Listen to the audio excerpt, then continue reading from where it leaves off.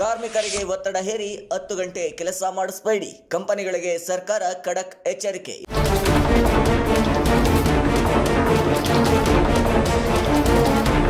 ಹೌದು ವೀಕ್ಷಕರೇ, ಕಾರ್ಮಿಕರ ಕೆಲಸದ ಅವಧಿಯನ್ನ 8 ರಿಂದ 10 ಗಂಟೆ ವಿಸ್ತರಣೆ ಮಾಡುವ ಬಗ್ಗೆ ಕೇಂದ್ರ ಸರ್ಕಾರ ಎಲ್ಲ ರಾಜ್ಯಗಳಿಗೂ ಪ್ರಸ್ತಾವನೆ ಕಳುಹಿಸಿತ್ತು. ಈ ಪ್ರಸ್ತಾವನೆಗೆ ಕೆಲಸದ ಕರ್ನಾಟಕದಲ್ಲಿ ಕಾರ್ಮಿಕ ಸಂಘಟನೆಗಳು ಸಾಕಷ್ಟು ವಿರೋಧ ವ್ಯಕ್ತಪಡಿಸಿವೆ.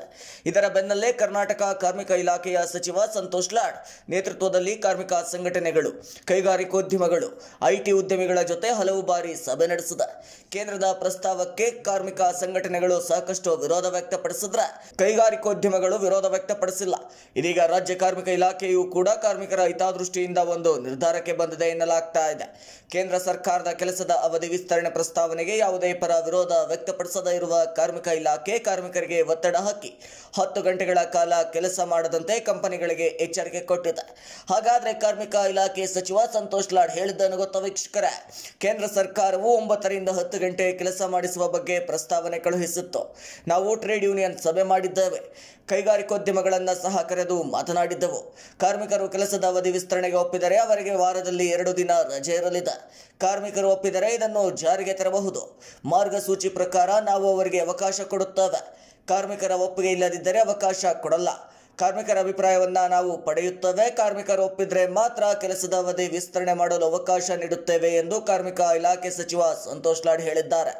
ಅವಧಿ ವಿಸ್ತರಣೆ ರಾಜ್ಯದಲ್ಲಿ ಮಾನದಂಡ ತರಲು ನಿರ್ಧಾರವಾಗಿದೆಯಾ ಹಾಗಾದ್ರೆ ಅನ್ನೋ ಲೆಕ್ಕಾಚಾರಕ್ಕೆ ಬರೋದಾದ್ರೆ ಕೆಲಸದ ಅವಧಿ ವಿಸ್ತರಣೆಯಿಂದ ಕಾರ್ಮಿಕರಿಗೆ ಸಾಕಷ್ಟು ಅನುಕೂಲ ಆಗಲಿದೆ. ಅದರಲ್ಲೂ ಬೆಂಗಳೂರಿನಲ್ಲಿ ಟ್ರಾಫಿಕ್ ಸಮಸ್ಯೆ ಹೆಚ್ಚಾಗಿರುವುದರಿಂದ ಕೆಲಸಕ್ಕೆ ಬರುವುದಕ್ಕೆ ಆಮೇಲೆ ಕೆಲಸ ಮುಗಿಸಿ ಹೋಗುವುದಕ್ಕೆ ಸಾಕಷ್ಟು ತೊಂದರೆ ಆಗುತ್ತದೆ.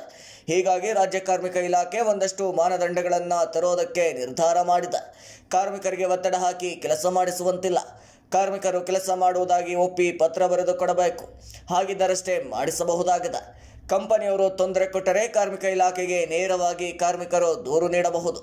ಕೆಲಸದ ಅವಧಿ ವಿಸ್ತರಣೆಯ ಬಗ್ಗೆ ಕಾರ್ಮಿಕ ಇಲಾಖೆ ಅಧಿಕಾರಿಗಳು ಆಗಾಗ ಪರಿಶೀಲನೆ ಮಾಡಬೇಕು.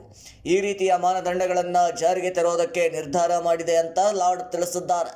ಸದ್ಯಕ್ಕೆ ಕೇಂದ್ರದ ಅವಧಿ ವಿಸ್ತರಣೆ ಪ್ರಸ್ತಾವಕ್ಕೆ ಪರ ಅಥವಾ ವಿರೋಧವನ್ನು ರಾಜ್ಯ ಸರ್ಕಾರ ವ್ಯಕ್ತಪಡಿಸಿಲ್ಲ. ಆದರೆ ಕಾರ್ಮಿಕರಿಗೆ ತೊಂದರೆ ಆದರೆ ಆ ಕಂಪನಿ ವಿರುದ್ಧ ಕ್ರಮ ಕೈಗೊಳ್ಳುವ ಎಚ್ಚರಿಕೆ ಕೊಟ್ಟಿದೆ. ಕಾರ್ಮಿಕರ ಕೆಲಸದ ಅವಧಿ ವಿಸ್ತರಣೆಗೆ ಕೈಗಾರಿಕೋದ್ಯಮಗಳ ಒತ್ತಡ ಕೂಡ ಹೆಚ್ಚಾಗಿದೆ. ಹೀಗಾಗಿ ರಾಜ್ಯ ಸರ್ಕಾರ ಅನಿವಾರ್ಯವಾಗಿ ಕೇಂದ್ರದ ಅವಧಿ ವಿಸ್ತರಣೆ ನಿರ್ಧಾರಕ್ಕೆ ಮಣಿಯುತ್ತದೆಯಾ ಅಥವಾ ಕಾರ್ಮಿಕರ ಪರ ನಿಲ್ಲುತ್ತದೆಯಾ ಅನ್ನೋದನ್ನ ಮಾತ್ರ ಕಾದು ನೋಡಬೇಕಾಗಿದೆ. ಇದಾಗಿತ್ತು ಈ ಕ್ಷಣದ ಅಪ್ಡೇಟ್ಸ್. ಮತ್ತಷ್ಟು ಅಪ್ಡೇಟ್ಸ್ಗಾಗಿ ನೋಡ್ತಾ ಇರಿ ಫಸ್ಟ್ ಐ ಟಿವಿ ನ್ಯೂಸ್.